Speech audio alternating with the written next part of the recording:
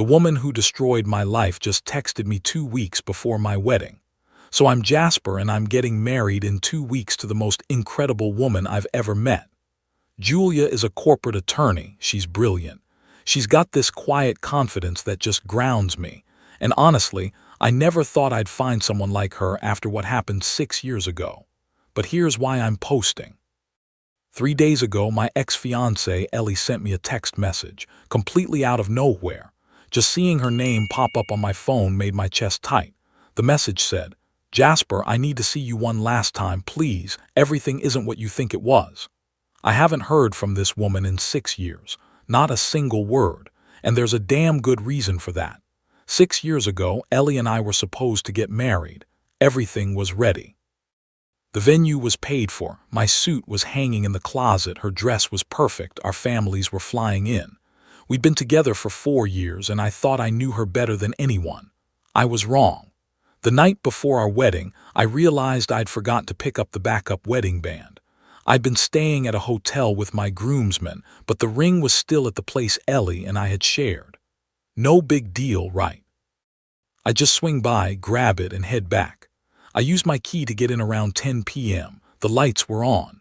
I figured Ellie was doing some last-minute prep with her bridesmaids or something. I walked down the hallway toward our bedroom and that's when I heard it, her laugh. But not her normal laugh, this breathy, intimate sound I thought was just for me.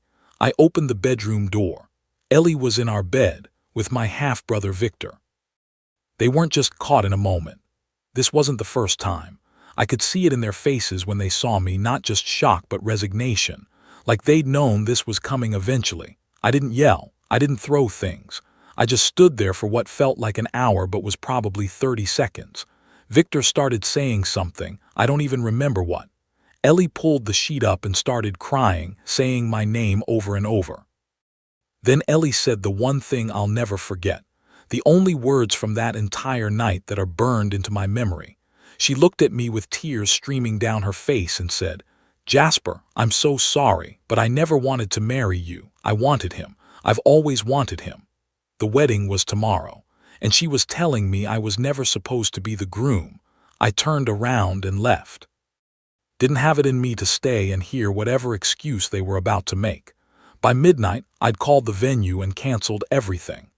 By 2 a.m., I'd sent a mass email to everyone invited explaining the wedding was off due to unforeseen circumstances, and that I'd handle any travel reimbursements they needed. By 6 a.m., I'd packed 2 suitcases. By noon the next day, what would have been my wedding day, I was in my car driving to another city 3 hours away where I had a college buddy who'd been begging me to start a business with him. I never spoke to Ellie again. I blocked her on everything. I cut Victor out of my life completely, which meant I also distanced myself from my dad since Victor was his golden child from his second marriage. I left behind friends, my apartment, my job, everything. I just needed to get away from the wreckage. The first year was hell, I won't sugarcoat it. I worked 18-hour days on our tech startup because when I stopped working I started thinking about where things went wrong, when the affair started, how someone I trusted could do that to me. Questions I had no answers to, but somewhere around year 2, things started clicking. Our construction project management software actually solved real problems. By year 3, we made it onto the state's top 10 fastest growing companies list. By year 4, I'd bought out my partner's share and expanded to 3 offices. And somewhere along the way, they just started to fade into the back of my mind. That's when I met Julia. She was representing a client in a contract dispute with one of my subcontractors. She was fierce in that conference room, didn't let me slide on a single detail. After we settled, I asked her to dinner. She said no. I asked again 2 weeks later. She said no again. The third time, she finally said yes, but told me later she only agreed because I'd shown appropriate persistence without being creepy about it. We've been together 2 years now. She knows everything about Ellie and Victor. She's seen me on the bad days when the anniversary of that night rolls around and I get quiet. She's never pushed me to forgive or move on in some therapeutic way. She just exists beside me as this strong, steady force. 2 months ago, I proposed. She said yes. We've got a small wedding planned, just close friends, no family drama, nothing elaborate. Just us choosing each other, clearly and intentionally. And then Ellie's text showed up. I showed it to Julia because we don't keep things from each other. I expected her to tell me to delete it and block the number. Instead, she read it twice, looked at me and said, "If you're going to meet her, then meet her properly, on your terms. Close that door the way it should have been closed." So now I'm here asking you guys, do I meet with Ellie? What could she possibly have to say after 6 years? Part of me wants to ignore it completely. I already buried all of it once. I don't know if I have it in me to dig it back up. But another part, the part that's about to marry someone new, wonders if Julia's right. Maybe I need to hear whatever bullshit excuse Ellie has and reject it to her face so there's no question left. What would you do? Edit. Holy hell, this blew up. I'm reading through all your comments now. To answer some common questions. Yes, Victor was at my apartment for a reason. He had keys. I'd given him a spare set months earlier when he was between places and needed somewhere to crash occasionally. I'm aware now how stupid that was. Yes, my dad took Victor's side initially, said I was overreacting and that boys will be boys or some garbage. We haven't spoken much since. No, I don't know what happened to Ellie and Victor after I left. I cut them both out completely. Update 1. 4 days later. Hey everyone, Jasper here again. First off, thank you for all the support on my original post. The consensus seemed to be, if I'm going to do this, do it right. Don't let Ellie dictate terms. Don't meet her alone. Don't let her rewrite history. Julia and I talked for hours after I posted. She's got this way of cutting through the emotional noise and seeing things clearly. She said, "Look, this woman blew up your life the night before your wedding. You don't owe her anything, not even a response. But if some part of you needs to close this chapter before we start ours, then I'm not going to stand in the way. I just refuse to let you do it in a way that gives her any leverage." That's when we came up with the plan. I texted Ellie back yesterday morning.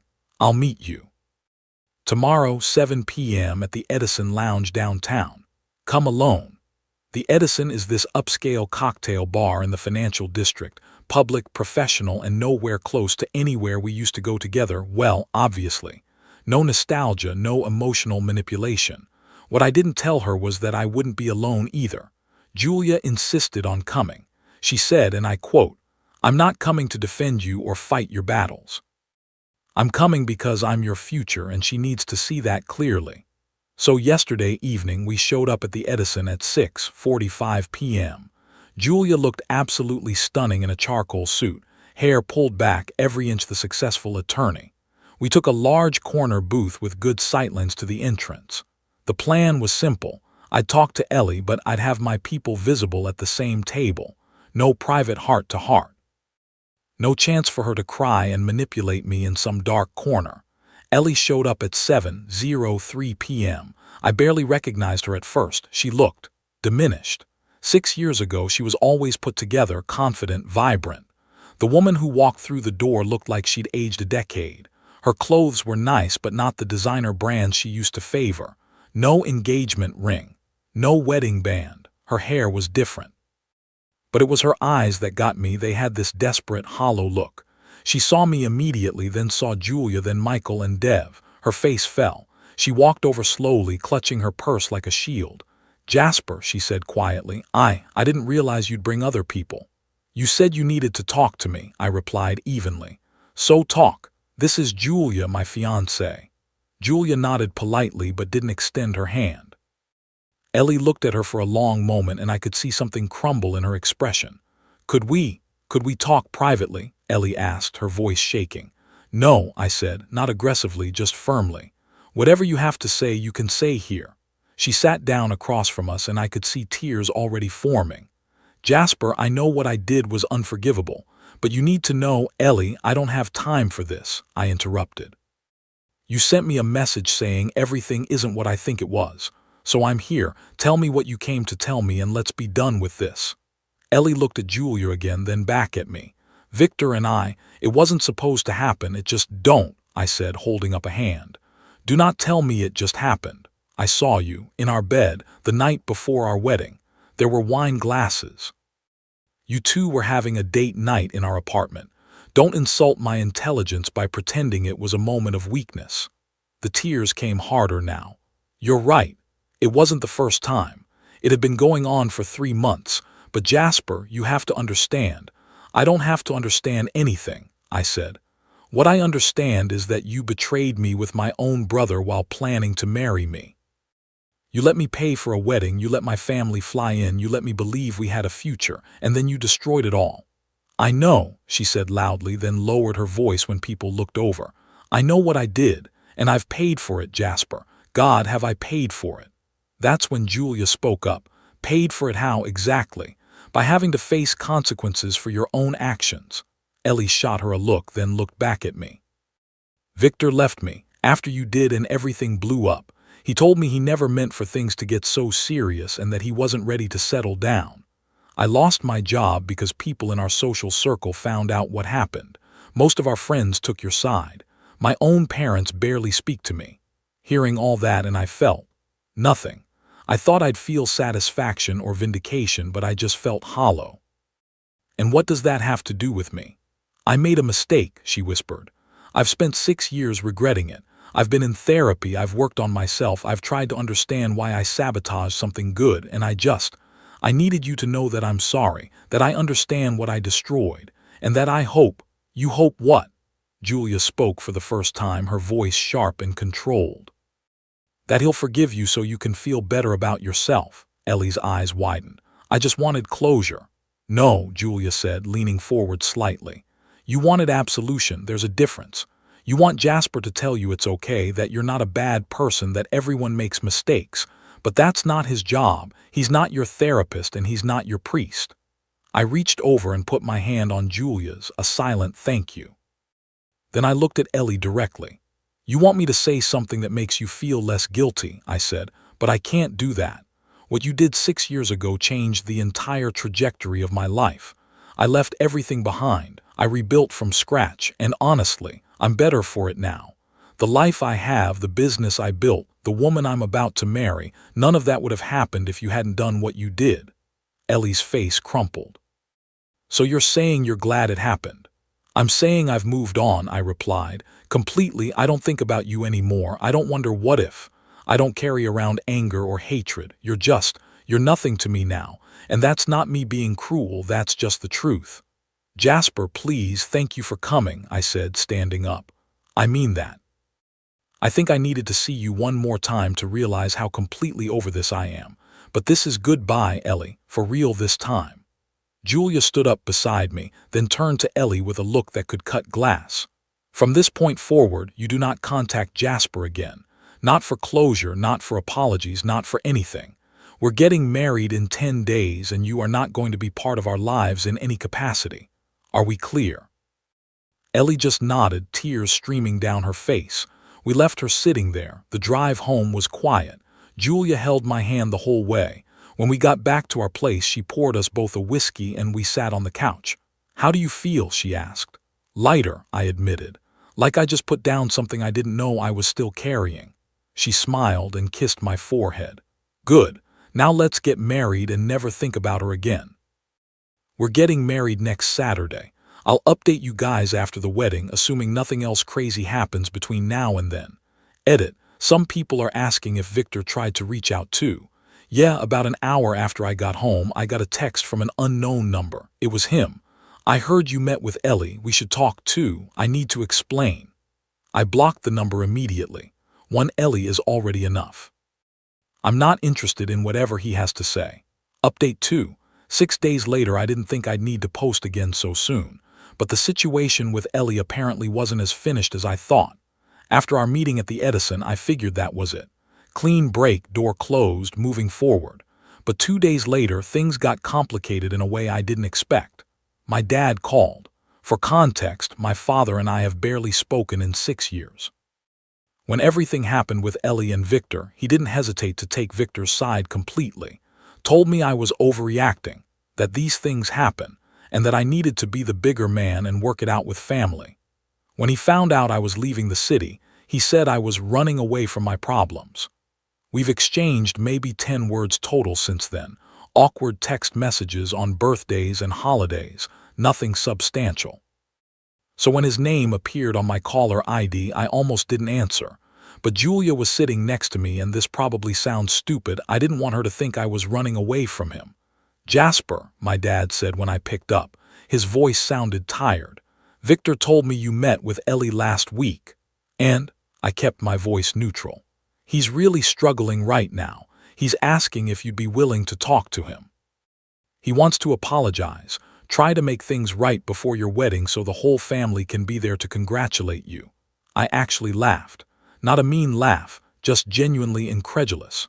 "You're calling me to advocate for Victor, the same Victor who slept with my fiancée the night before my wedding." He let out this long, heavy sigh, like he was forcing himself to remain patient with someone being unreasonable. "That was a long time ago, son. People make mistakes. He's family." "No," I said flatly. "He stopped being family the moment he betrayed me, and you stopped being much of a father when you took his side." There was a long silence. Then, "That's not fair. I was trying to hold the family together. By asking me to forgive the unforgivable, by telling me to get over it. Dad, you made your choice 6 years ago, and I made mine. I left. I built a new life. I'm getting married in 4 days to a woman who actually respects me. Victor and his apology can go to hell." "Jasper, no," I cut him off. "I'm done. Do not call me again to advocate for Victor. Do not even think about bringing him to my wedding. Actually, you know what? You aren't invited anyway. This conversation is over." I hung up. Julia squeezed my hand. "I'm proud of you," she said quietly. But here's where it gets messier. Yesterday afternoon, I got a call from my best friend from the business, Michael. He knows what happened 6 years ago. He sounded pissed. "Dude, you need to know something. Ellie showed up at my office." Apparently, Ellie had somehow figured out where Michael works and came by to express some concerns to him. She told Michael that she was worried about Jasper and that she thought I was rushing into marriage without processing my trauma from what happened. She asked Michael to talk some sense into me and suggested I should postpone the wedding to make sure I'm doing this for the right reasons. Michael told her to leave immediately or he'd call security, but the audacity of it blew my mind. That's when Julia made an executive decision. She's got connections through her law firm, and she drafted a cease and desist letter that was delivered to Ellie yesterday evening.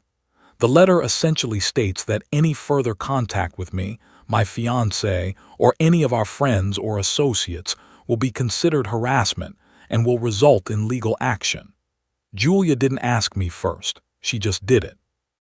When I asked her why, she said, "Because you're too nice to do it yourself, and this woman clearly doesn't understand what no means."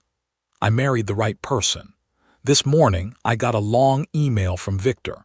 I didn't read most of it, just skimmed enough to get the gist. He's apparently engaged now, poor whoever that girl is, and wanted to clear the air before his own wedding. He wrote about how he's grown as a person and how he understands what he did was wrong. He said Ellie reached out to him after seeing me and she's not in a good place mentally, and could I please consider being compassionate? I forwarded the email to Julia without responding. She replied, "Want me to send him a cease and desist too?" I told her not yet, but keep it as an option. The wedding is in 4 days. We've got about 40 people coming, friends from the business, Julia's family, a few college buddies I've kept in touch with. No complicated histories. Just people who actually support us. Julia and I went for a long walk tonight. She asked me if I was worried about Ellie or Victor doing something dramatic at the wedding. Honestly, a small part of me is. But the venue is at a private estate, and we've got a guest list that's strictly controlled. Security knows not to let anyone in who's not on the list. Ellie can send all the messages she wants. Victor can write all the apology emails he wants. My dad can call and guilt-trip me about family. None of it matters anymore because I've already moved on. I'll post one final update after the wedding, assuming I have time between the honeymoon and getting back to real life. Thanks for sticking with me through this, Reddit. Edit. A lot of you are asking about my mom. She passed away when I was 12, which is why my dad remarried and I ended up with Victor as a half-brother. Some of you are asking if any family will be at the wedding. Julia's parents and sister will be there. They're great people. No one from my side, and I'm okay with that. Final update, 12 days later, so I'm married, officially and happily. The wedding happened last Saturday. It was perfect. Julia looked absolutely incredible, the weather cooperated, and nobody from my past showed up to cause drama. We're back from a short honeymoon in Colorado, and I promised I'd give you guys one last update to close this story out. The day before the wedding, I did get one final text from an unknown number. Just 3 words. "I'm sorry, Jasper." I'm assuming it was Ellie since the number was blocked after Julia's cease and desist. I deleted it without responding. The wedding itself was everything I didn't have 6 years ago.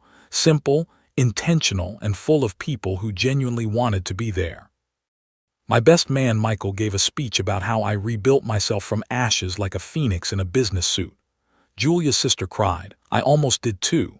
During our first dance, Julia whispered to me, "No regrets." I knew what she was asking, not about marrying her, but about everything that led us here. "None," I said, and I meant it. A lot of people told me I needed to forgive Ellie and Victor to move on or find peace. But I don't think that's true. What they did was unforgivable, and I'm not obligated to absolve them to make them feel better about themselves. What I did instead was build something new. I chose to invest my energy into creating a life that didn't include them rather than spending years being angry about what they destroyed. As for where everyone ended up, I haven't heard from Ellie since the text the day before my wedding. Julia's cease and desist apparently did its job. Through mutual acquaintances, I heard she moved back to her hometown about 3 hours away. She's working retail now, a far cry from the director position she had 6 years ago. I hope she gets her life together, but it's not my concern anymore. As for Victor, I did hear from a cousin that his engagement fell apart after his fiancée found out about what happened with Ellie and me. And apparently Victor lost his job at Dad's company after they had a falling out about something. Last I heard, he moved 2 states away to start over. Sounds familiar, doesn't it? Karma's a hell of a thing. I haven't spoken to my dad since that last phone call. A few days after the wedding, he sent a card in the mail, no apology, just "Congratulations on your marriage" with his signature. I threw it away. My cousin told me Dad's not doing well. Victor's departure hit him hard, and apparently he finally admitted to the family that maybe I backed the wrong son. Too little, too late. He's alone now except for his second wife, who I've heard isn't thrilled about how everything went down. Maybe someday we'll talk, but I'm not holding my breath. Julia is currently asleep on the couch next to me as I type this, exhausted from unpacking and catching up on work after the honeymoon. She's got case files spread across the coffee table, her reading glasses are crooked on her face, and she's snoring slightly. I've never been more certain about anything in my life than I am about this choice. That's it. That's the end of the story. Thanks for everything, Reddit. It's been real.